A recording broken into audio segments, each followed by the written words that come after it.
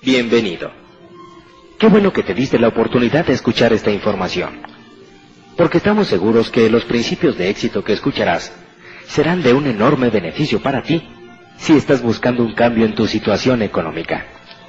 Pero empecemos por el principio. ¿Habías escuchado alguna vez la palabra paradigma? ¿Sabes lo que es y cómo afecta esto a tu vida?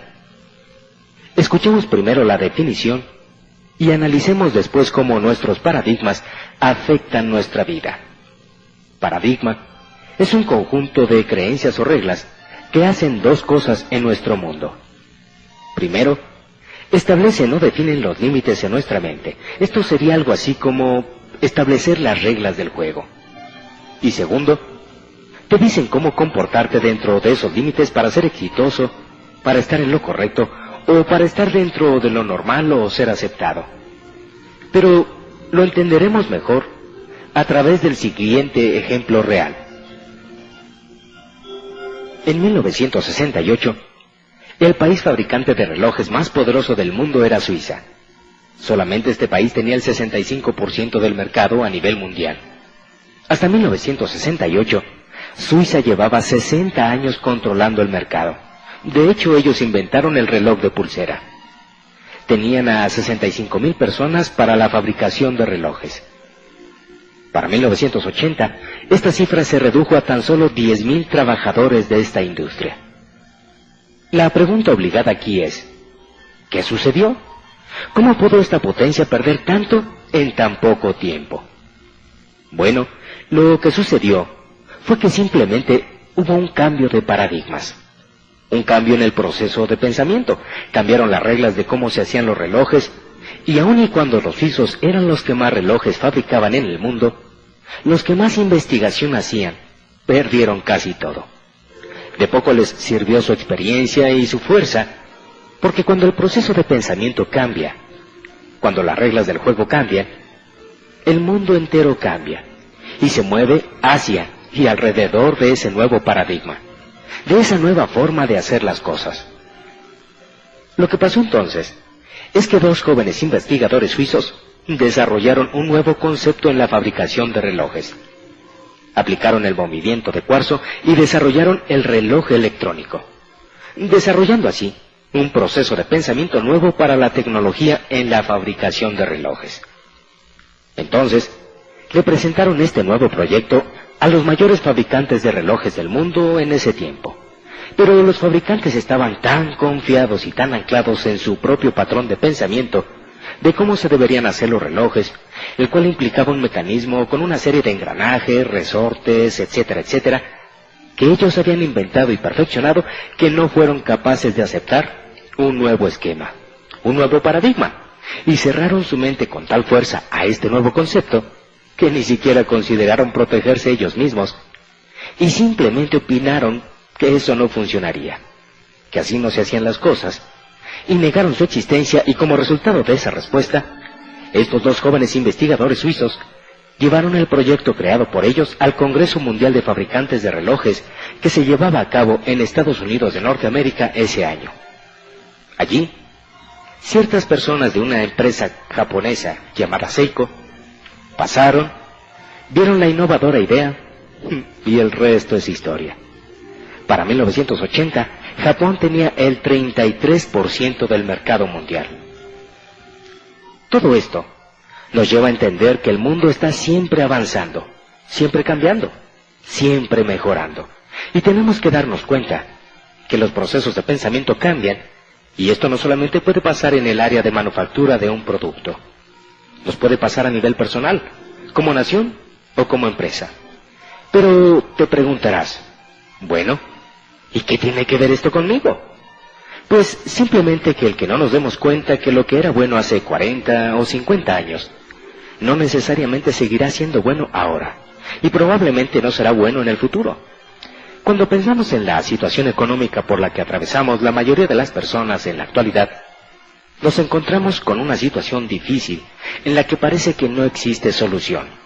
Y entonces nos preguntamos, ¿cómo llegamos hasta aquí? ¿Quién tuvo la culpa? ¿En dónde nos equivocamos? Qué interesante sería encontrar las respuestas a estas preguntas, ¿verdad? Pero escuchemos una historia común que le sucede a muchas parejas. Alicia y Eduardo se conocen en la universidad, se enamoran y se hacen novios. Son dos jóvenes llenos de sueños y proyectos que alcanzar. Como piensan bien las cosas, deciden esperar a graduarse y encontrar un buen trabajo para después casarse. Entonces, Alicia también se gradúa y consigue un empleo. Se casan y son felices. Son jóvenes, se quieren y tienen dos ingresos muy buenos. Ya casados, quieren tener su casa propia y dan el enganche para una casita que pagarán en cómodas mensualidades durante los próximos 20 años. Y poco a poco se van haciendo de las cosas para su nuevo hogar. Algunas al contado y algunas otras a crédito, como son el refrigerador, la lavadora, el coche, la televisión, algunos muebles, etc. Hay tantas cosas que comprar, tantos aparatos electrónicos que son una maravilla. Pero, ¿qué importa? Ellos ganan el suficiente dinero para irlos pagando poco a poco. Y además, les alcanza para salir a divertirse con otras parejas, o por qué no, para darse unas divertidas vacaciones. El tiempo va pasando y la familia va creciendo, y entonces llega el primogénito. Alicia lo deja en la guardería o con su mamá, quien está encantada con su nuevo nieto. Ahora necesitan comprar otras cosas, tantas cosas que los bebés necesitan. Por su parte, Eduardo piensa que como la familia ha crecido, necesitan comprarse otro automóvil y deciden apretarse un poquito el cinturón para comprarlo a crédito. 2 años después, el primogénito estrena hermanito. Ahora Alicia sí tiene que dejar de trabajar porque ya hay 2 niños que cuidar. Y así es que Alicia se siente frustrada mental y emocionalmente, porque el problema es que cuando Alicia deja de trabajar, representa una disminución importante en los ingresos familiares. Además, los gastos han aumentado con la llegada de los hijos y todavía se tienen que seguir haciendo los pagos de la casa, los coches y ese tiempo compartido que compraron para darle a la familia su semana de vacaciones al año. En poco tiempo, y sin que se den cuenta, Eduardo y Alicia se han convertido en una familia más, luchando por sobrevivir de la mejor manera posible, tratando de estirar el ingreso al máximo, trabajando todos los días, pero sin que el dinero les alcance. Sin darse cuenta, han caído en la trampa del trabajo, o como llama Robert Kiyosaki, el famoso escritor y empresario norteamericano, a esa situación en la vida, en la que trabajas y trabajas solo para seguir pagando las deudas, los créditos y los gastos de la casa. Sin más futuro que trabajar el próximo mes para poder seguir pagando lo que deben y no perderlo todo. Esta situación en poco tiempo genera gran frustración y desesperación en las personas, lo cual afecta su actitud y su comportamiento hacia sus seres queridos. Así que, gradualmente, y sin que lo noten, la relación sentimental de Alicia y Eduardo empieza a cambiar, y un día pasados los 35 años, se encuentran viviendo una vida que no les gusta, obligados a trabajar para mantener a la familia y sin la relación de pareja que los hacía felices, viviendo tensos, preocupados y presionados económicamente, sin grandes sueños ni proyectos en su vida, pero con muchas necesidades y con un futuro realmente incierto. Esta historia es triste, y desafortunadamente es más común de lo que nos imaginamos, con algunas pequeñas variantes, pero en esencia es igual. Esto pasa en muchas parejas en nuestro país. Es increíble darse cuenta cómo una situación tan simple, como la de iniciar una vida en pareja, puede convertirse en una situación de vida tan desmotivadora. Pero, ¿por qué es tan común esta historia en nuestros días? ¿Por qué el aspecto económico casi siempre es un problema en nuestras vidas? Pero sobre todo, ¿cómo podemos evitar caer en esta situación? O mejor aún, ¿cómo podemos salir de ella si es que ya la estamos padeciendo? Que la razón principal por la que las personas se estrangulan financieramente es porque pasan muchos años en la escuela estudiando cómo desarrollar sus habilidades profesionales para ganar más dinero, pero nunca aprenden nada de cómo manejar el dinero para hacer que ese dinero trabaje para ellos. Así de que, si estás cansado de trabajar y trabajar y trabajar solo para sobrevivir y te gustaría tener un cambio importante en tu vida económica, seguramente te interesará escuchar la historia de Robert Kiyosaki y su papá rico y su papá pobre. Cuando era niño, Robert tuvo un amiguito, cuyo padre tenía varios negocios y una mentalidad financiera completamente diferente a la de su verdadero papá, quien, por cierto, era un alto empleado de gobierno. Desde los 9 años, Robert quería aprender cómo ser rico, y fue en esa búsqueda como empezó a recibir lecciones de su papá rico, que era así como él llamaba al padre de su amiguito, y así descubrió las diferencias en la manera de pensar de éste con su propio padre, quien aún teniendo maestría y doctorado, estaba lleno de deudas. Este es el tema de su libro, Padre Rico, Padre Pobre, y el del cuadrante del flujo de dinero, los cuales se han convertido en unos verdaderos bestsellers.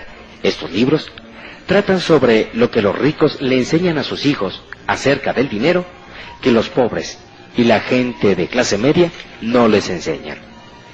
Robert dice, una de las razones por las cuales los ricos son cada vez más ricos, los pobres cada vez más pobres y la clase media lucha cada vez más con las deudas, es porque el tema del dinero es enseñado en casa, no en la escuela.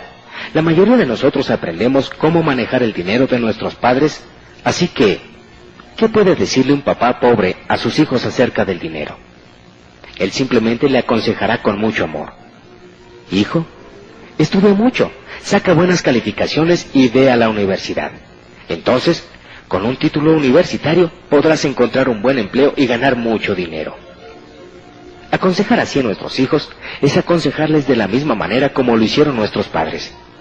El mundo ha cambiado, pero el consejo, no. Esto es, mantenernos en un mundo nuevo y diferente con paradigmas viejos, que nos han colocado en una situación riesgosa y no nos hemos dado cuenta. El hijo o la hija tal vez se llegan a graduar con las mejores calificaciones, pero con una pobre programación y mentalidad financiera, las cuales fueron aprendidas en casa mientras el chico o la chica eran jóvenes.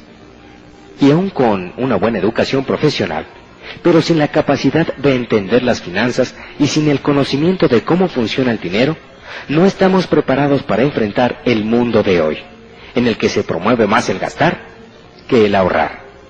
El tema del manejo del dinero no se enseña en las escuelas. Las escuelas se enfocan en las aptitudes escolares y profesionales, pero no en las habilidades financieras. Estas las adoptamos de lo que vimos en nuestras casas en la niñez.